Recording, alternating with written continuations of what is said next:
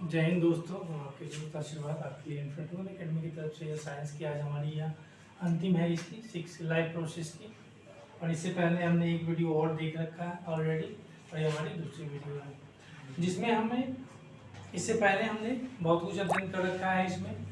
और आज जो हमारा इसमें टॉपिक होगा यह है जो हमको देखना है। इससे पहले हमने श्वसन को देखा था 6.4 में, और आज उसके बाद का हमारा यह टॉपिक है जिसके बारे में अगर हम कहें तो इसमें लाइव प्रोसेस का, जिसमें हम रुधिर के बारे में देखेंगे और ग्लूकोज किस तरह से इसको कितने पाथवे से इसको विखंडित किया जा सकता है, तोड़ा जा सकता है। ठीक है,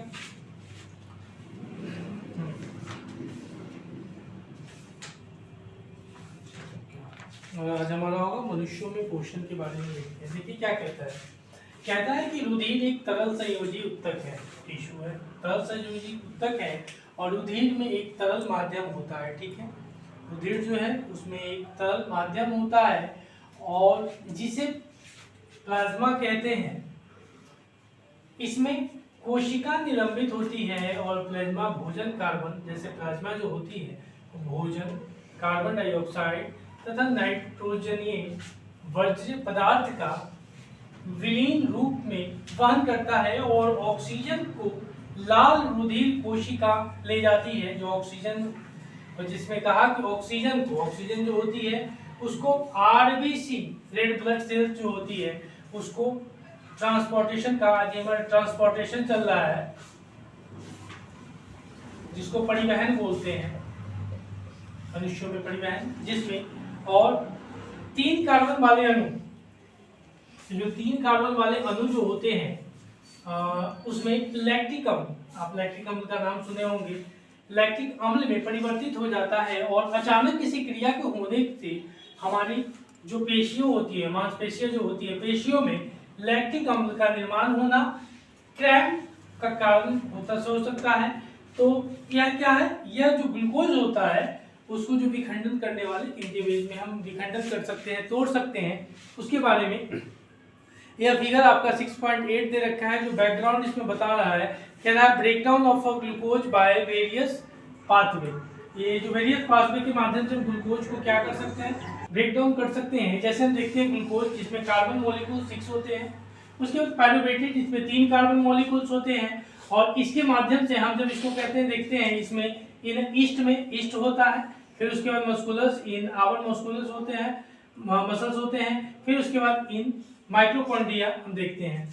इसमें क्या होता है, अगर बात करते हैं तो कार्बन ऑफ ऑक्सीजन इसमें इन ईस्ट में अब्सेंस होते हैं, यह अब्सेंस होते हैं। हम कह सकते हैं कि यह ऑक्सीजन की अनुपस्थिति इसमें पाई जाती है ईस्ट में।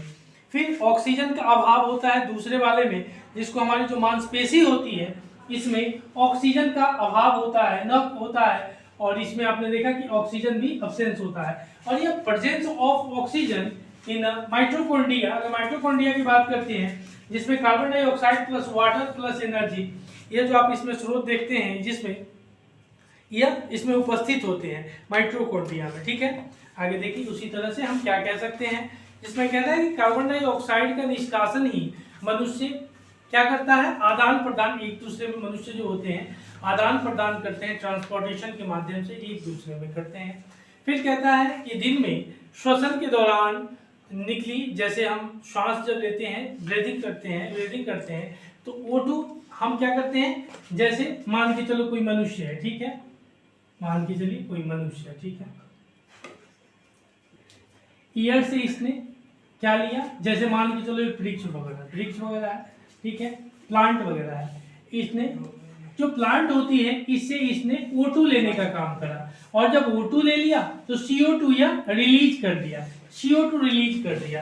तो इसी अवस्था में हम देखते हैं कि दौरान CO2 प्रकाश संश्लेषण में प्रयुक्त हो जाती है, और यह जो फोटोसिंथेसिस होती है, जो फोटोसिंथेसिस प्रकाश संश्लेषण होता है उसमें यह प्रयुक्त हो जाती है, और प्रयुक्त होकर के यह इन पौधों के लिए भोजन निर्माण का कार्य करती है, यह इन पौधों के लिए भोजन निर्माण का कार्य करती है। और इस समय ऑक्सीजन का निकलना मुख्य घटक होता है, ठीक है, यह इसकी कल्पना होती है। ठीक है, आगे देखिए, फिर आगे आप देख सकते हैं जिसमें उसी चीज को कहा कि आगे वायु शरीर के अंदर में नाइट, उसके बाद नास द्वार जो आपका होता है ना, नाक जो हम लोग नोज कहते हैं, इसके माध्यम से, इसके जो दो घटक दो है, इसमें द्वार दो गेट दिए हुए हैं, इसके माध्यम से अंदर प्रवेश करता है। और जब प्रवेश करता है तो फिर इसमें क्या होता है, नाक द्वार द्वारा जाने वाली जो भी वायु होती है, यानी जो वायु मार्ग होती है में उपस्थित महीन बालों की, इसमें बाल होते हैं जो कि एक फिल्टर का काम करते हैं। ये फिल्टर का काम कैसे करते हैं, ये फिल्टर का काम ऐसे करते हैं कि जो हम डस्ट वगैरह जो अंदर पार्टिकल जाने लगता है, इसको ये चाय की छन्नी की तरह रोक लेते हैं और फ्रेश एयर हमारे नाक द्वारा अंदर जाते हैं। यही काम इनका होता है, ठीक है। तो ये सारे उसके होते हैं, इथेनॉल होते हैं, कार्बन होते हैं, इस तरह से करके अगर हम बात करते हैं तो इसकी घटना होती है। और यह छन्नी का काम करता है, जो वायु हम लेते हैं हमारे नाक में, जो नोज में जो जितने भी पार्टिकल हेयर वगैरह होते हैं, वे उसको छन्नी को छान करके काम करता है। यह इस तरह से हम देख सकते हैं कि हमने इन चीज़ को देखा, प्लाज्मा वगैरह किस तरह से, जो ब्लड वगैरह किस तरह से अपना काम किया, ऑक्सीजन का क्या काम है, इन पाइवोटल रोलों को हमने अभी तक देखा। अब हम देखते हैं कि आवर पंप द हार्ट, यह जो हमारा हार्ट है ये किस तरह से पंप करता है और हमारा पंप हृदय जो है कैसे काम करता है, ठीक है। हम कह सकते हैं, आगे देख सकते हैं कि जो हृदय है, हृदय एक पेशीय अंग है जो हमारी मुट्ठी के आधार का होता है। और क्योंकि रुधिर को ऑक्सीजन व कार्बन डाइऑक्साइड दोनों का ही वहन करना होता है, वह CO2 का भी करता है, O2 का भी वहन करता है, ट्रांसपोर्टेशन करता है। और इसमें कहते हैं कार्बन डाइऑक्साइड युक्त रुधिर में मिलने को रोकने के लिए हृदय कई कोष्ठों में यानी बटा होता है, ठीक है। जो हृदय होता है, हार्ट होता है, कई कोष्ठ में उसको बटा होता है। तो उस तरह से कह सकते हैं, the heart is a muscular organs which is and big and our first as both oxygen and the carbon dioxide have to be transported by the blood, ठीक है, transported by the blood. The heart has a different chambers to prevent the oxygen rich blood from उसके बाद blood from mixing the blood containing carbon dioxide, अगर वह mix ना हो जाए, इसलिए उसको डिफरेंट चेम्बर्स उसके लिए बनाए जाते हैं, ठीक है। आगे देखते हैं कि ऑक्सीजन जो ऑक्सीजन होती है वो प्रचुर मात्रा में रुधिर में होती है। जैसे आप देखते हैं फफूंद जो आप देखते हैं, फुफ्फुस से हृदय में बाईं ओर स्थित कोष्ठ जो होते हैं वह बायां अलिंद में आता है और रुधिर को एकत्रित करके उसमें क्या होता है कि उस समय बायां अलिंद शिथिल रहता है, रुक जाता है, ठीक है। कह सकता है जो आप देखते हैं oxygen rich blood from the lungs, उसी को हम लोग कहते हैं lungs, comes of the thin walled upper chamber of the heart to the left आर्टियम, जिसको आर्टियम बोलते हैं, आर्टियम. The left atrium relaxes when in the collection the blood, उसके बाद कहा at then contract while next chamber the, और वह दूसरे चेंबर में ले जाने का काम करता है, ठीक है। अब आगे कह सकते हैं, अब उसके बाद फुफ्फुस में ऑक्सीजन रुधिर में प्रवेश करती है, या कैसे करती है, हृदय का दायां व बायां भाग, हृदय जो होती है उसमें लेफ्ट एंड राइट जो उसमें जो भाग होते हैं उसके, वह ऑक्सीजन तथा उसमें भी ऑक्सीजनी रुधिर को मिलने से रोकने में लाभदायक होते हैं। मतलब जो ब्लड होती है, एक ब्लड में O2 होता है, दूसरे ब्लड में मान लो O2 नहीं होता है, तो इसको रोकने के लिए वह काम करती है। हम कह सकते हैं कि the separation of the right side and the left side of the heart is useful to keep oxygenated and deoxygenated blood from mixing. तो इस तरह से हम देख सकते हैं कि नलिकाएं, रुधिर वाहिकाएं जैसे हमने देख लिया। उसके बाद हम 4 चेंबर होते हैं, उसके बारे में हमने देखा कि चेंबर्स वगैरह उसके क्या होते हैं। नलिकाएं, रुधिर वाहिकाएं क्या होते हैं, ये ट्यूब्स, ब्लड वेसल्स वगैरह, जिसमें शिराएं विभिन्न अंगों से रुधिर एकत्रित करके वापस हृदय में लाती है, यानी कहता है veins collect the blood from different organs and wings to back to the heart. ठीक है, उसी तरह से अब देखिएगा प्लेटलेट्स क्या होता है, यह आपके शरीर में होता है और यह मेंटेनेंस द प्लेटलेट्स, यह क्या होते हैं, जिसमें कहता है कि जब हम घायल हो जाते हैं, जब किसी कारण से हमारी एक्सीडेंट हो जाती है या कुछ और हो जाती है, तो यह रक्त, अगर प्लेटलेट्स नहीं होता तो यह रक्त आपके शरीर से बह जाता है इसी तरह से, तो उसको ब्लड के थक्का के रूप में आपके शरीर पे वो निर्माण कर देता है। प्लेटलेट्स का काम होता है, जिसके कारण से वो ब्लड ज़्यादा नहीं बहती है, वो जम जाती है, ये उसी प्लेटलेट्स का काम होता है। चलिए आगे कह सकते हैं कि इसे रोकने के लिए रुधिर में प्लेटलेट्स कोशिका वगैरह जो होती है, वो पूरे शरीर में थक्का जो होता है भ्रमण करती रहती है और रक्त स्राव के स्थान पर थक्का बना करके मार्ग को अवरुद्ध करने का काम करती है, उसको रोकने का काम करती है। ठीक है, अब लसिका लिम्स क्या होती है, बात करते हैं कि लसिका लिम्स वगैरह तो द्रव्य फ्लूइड होता है, एक तरह से फ्लूइड द्रव्य होता है और इसे लसिका या उत्तक तरल भी कहते हैं, टिश्यू जो फ्लूइड होता है वो भी कहते हैं। और केशिकाओं, जो केशिका की इस भित्ति में, कोशिका की भित्ति में उपस्थित छिद्रों द्वारा कुछ प्लाज्मा प्रोटीन तथा रुधिर कोशिकाओं बाहर निकालकर उत्तक के अंतर्कोशिकीय जो अवकाश में उसे आ जाते हैं और तथा उत्तक तरल या लसिका, उत्तक जो होते हैं तरल या जो लसिका होती है का निर्माण करते हैं। और यह रुधिर में प्लाज्मा तरल की ही है, प्लाज्मा तरल ही है, और लेकिन यह रंगहीन, इसमें अल्प मात्रा में प्रोटीन होते हैं और लसिका अंतरकोशिकीय अवकाश में लसिका कोशिका में चला जाता है, वह उधर चला जाता है, गमन हो जाता है, और जो आपस में मिलकर के बड़ी लसिका वाहिका बनाती है और अंत में बड़ी शिराओं में खुलती है और पचा हुआ तथा क्षुद्रांश द्वारा अवशोषित वसा का वहन करती है, फैट्स को वह ट्रांसपोर्ट करती है और उसके बाद क्या करता है कि उसके द्वारा जो होती है अतिरिक्त तरल में बाह्य कोशिका उसमें अवकाश से वापस रुधिर में फुफ्फुस यानी लौट जाता है। ठीक है, वह उसमें लौटने का काम करता है। ठीक है, आगे देखिए कहता है उसी चीज को, दिस इज कॉल्ड लैम्प्स और the tissues fluids through the process parents in the walls of the capillaries some amounts of plasma proteins and blood causes escapes into the उसके बाद कहता है intercellular limbs. It is similar to the plasma of the blood, but the colorless and the contents less proteins.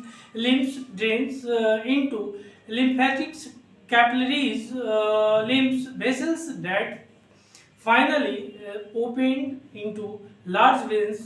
Lymph carries, उसके बाद कहता है digested and the absorbed fat from intestine and drains excess fluid from extra cellular space back into the blood. ठीक है, अब देखते हैं कि जो पादपों में परिवहन कैसे होते हैं। तो पौधों के लिए नाइट्रोजन, फास्फोरस तथा दूसरे खनिज लवणों के लिए मृदा निकटतम तथा प्रचुरतम। तो हमने देखिए पदार्थों का अवशोषण जलों द्वारा और मृदा के संपर्क में आने की बात करती है। फिर देखते हैं जल का परिवहन, ट्रांसपोर्टेशन ऑफ वाटर, इसकी कैसे करता है। तो इसमें एक क्या होता है, जाइलम होता है, पौधों में जाइलम होता है जो मृदा से प्राप्त जल तथा खनिज लवणों को वहन करता है, ट्रांसपोर्टेट करता है, और वाटर एंड मिनरल्स वगैरह जो इतने भी होते हैं। और यह क्या करता है कि दूसरा फ्लोएम पत्तियों में जहां प्रकाश संश्लेषण के उत्पादन संश्लेषित होते हैं और पौधों के अन्य भागों तक वहन करता है। ठीक है, उसे वहन करने का भी काम करता है। उसी चीज को हम कह सकते हैं द जाइलम, जितने भी the xylems moves The xylem moves water and the minerals obtained from the soil.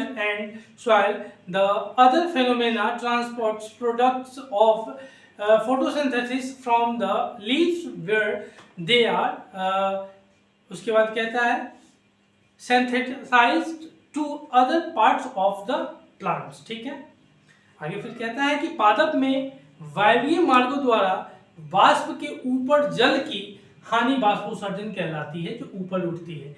उसके बाद फिर कहता है कि अतः बाष्पोत्सर्जन जल के अवशोषण एवं जड़ जो होते हैं में पतियों तक तथा उसमें विलय खनिज लवणों के कहता है ऊपरी मुखी गति में सहायक है। और यह जितने भी क्या काम करता है कि यह ताप में नियमन में भी सहायक है और जल के वहन के मूल दाब रात्रि में समय विशेष रूप से प्रभावी होते हैं। रात्रि के समय तो भोजन तथा दूसरे पदार्थों का स्थानांतरण देखते हैं, transportation of food and other substances, जिसमें प्रकाश संश्लेषण के विलय उत्पादों, जो भी प्रकाश संश्लेषण होता है उसके जो विलय उत्पाद का वहन स्थानांतरण कहलाता है। और यह संवहन उत्तक जो कि टिश्यू होते हैं, टिश्यू के फ्लोएम नामक भाग द्वारा होता है। और प्रकाश संश्लेषण के उत्पादनों में जो उत्पादन के अलावा फ्लोएम जो भी होते हैं या क्या होता है अमीनो अम्ल तथा अन्य पदार्थों का परिवहन भी करता है, अमीनो एसिड जो होता है उसके परिवहन।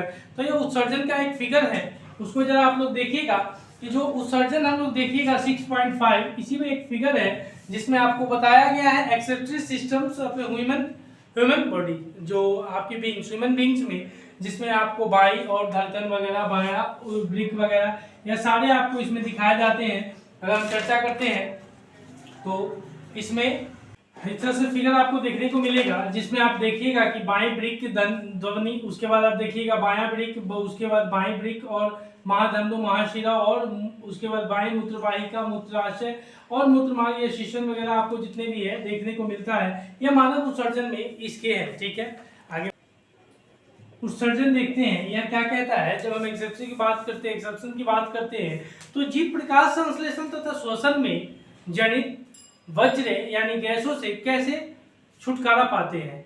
Organisms get rid of the क्या कहते हैं gaseous wastage generated during photosynthesis और द रेस्पिरेशन। ठीक है, उसके बाद आप देख सकते हैं कि वह जैव प्रक्रम जिसमें इन हानिकारक उपापचय वर्ज्य पदार्थों का निष्कासन होता है, मतलब एक्सर्शन होता है, यह सारे इसी में निहित होते हैं। फिर आगे देखिएगा फिर क्या कहता है। अगर बात करते हैं कि मानव में उत्सर्जन क्या होता है, एक्सर्शन इन ह्यूमन बींग्स, कहता है कि मानव के उत्सर्जन तंत्र यानी चित्र 6.13 अगर हम देखते हैं तो यह आपको उसी चीज को देखने को मिलता है 6.13 में।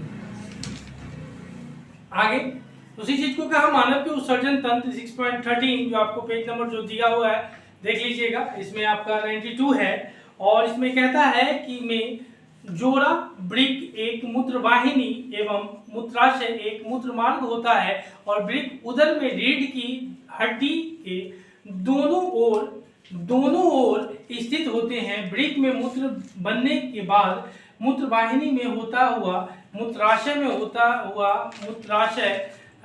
जो होता है उसमें आ जाता है, और तथा यहाँ तब तक एकत्र रहता है जब तक कि मूत्रमार्ग में यह निकल नहीं जाता। और जैसे आपके पास दो किडनी होती है, एक का काम यूरिन प्यूरिफाई का और दूसरे का ब्लड प्यूरिफाई का, इसी के माध्यम से आपको देखने को मिलता है। एक किडनी पर आपकी आयु 40 से 45 साल तक आप जीवित रह सकते हैं। ठीक है, यह उसी को देखते हैं। कहता है digestive system of the human beings, ठीक है, फिगर उतना include a pairs of the kidneys, pair of the ureters in the urinary bladders and urethra. Kidneys are located in the उसके बाद abdomen, one of either sides of the backbone. Urine produced जब कहते हैं proceed in the kidneys, passes through the उसके बाद ureters, उसके बाद into the urinary bladders where it is a storage unit until it is the release through the urethra। ठीक है, kidney. यह कोई आश्चर्य की बात नहीं है कि ब्रिक में आधारित निस्यंदन एकक यानी फफूंद की तरह ही बहुत पतली भित्ति वाली रुधिर में कोशिकाएं का गुच्छा होता है। और ब्रिक में केशिका गुच्छा एक नलिका नलिका के कप के आकार के सिरे के अंदर होता है ब्रिक में, और यह नलिका छने हुए मूत्र को एकमात्र एकत्र करती है, और प्रत्येक ब्रिक के ऐसे अनेक निस्यंदन एकक होते हैं जिन्हें ब्रिकाणु यानी नेफ्रॉन कहते हैं। ठीक है, आगे देखिएगा। It is then the surprise that the basic filtration until unit in the kidneys like in the lungs in clusters of every thin walled blood capillaries. Each capillary is clustered in the kidneys in the associated with the capsule. उसके बाद कहता है end of the colloid tube, end of the colloid tube called women's capsule that collects the fertile, हाँ जिसको कहते हैं filtrate. प्रारंभिक निस्यंदन में कुछ पदार्थ जैसे ग्लूकोज, अमीनो अम्ल, लवण और प्रचुर मात्रा में जल रह जाते हैं, और जैसे जैसे मूत्र इस नलिका में प्रवाहित होता है इन पदार्थों का चयनित पुनर्शोषण हो जाता है, और जल की मात्रा पुनर्अवशोषण शरीर में उपलब्ध अतिरिक्त जल की मात्रा पर तथा कितनी विलय बड़े उत्सर्जित करता है और फिर करता है और निर्भर करता है कि प्रत्येक वृक्क में बनने वाला मूत्र एक लंबी नलिका मूत्रवाहिनी में प्रवेश करता है, और जो वृक्क को मूत्राशय से जोड़ती है, और मूत्राशय जो होता है मूत्र भंडारित रहता है, और ये वही सब चीज होता है कि उसके माध्यम से यह बाहर निकलता है। ठीक है, वही कहती है किस तरह से काम होता है। आपके शरीर में प्रतिदिन 180 लीटर के आसपास जो वाटर प्यूरिफाई होता है निस्यंदन ब्रिक से होता है, मतलब किडनी के माध्यम से होता है, और फिर दिन में उत्सर्जित मूत्र और लगभग दिन में 1 से 2 लीटर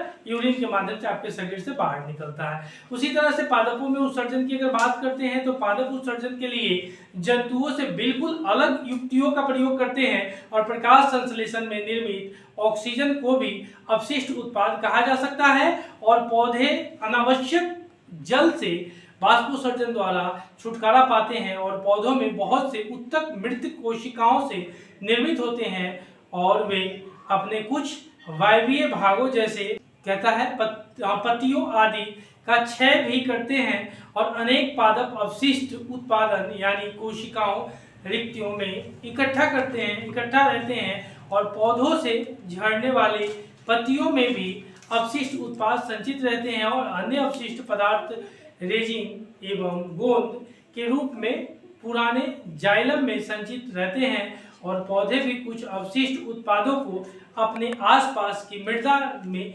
उत्सर्जित कर देते हैं। तो यह आपका अध्याय खत्म होता है, और अगली कक्षा में फिर मिलेंगे। तब तक के लिए जय हिंद, जय भारत।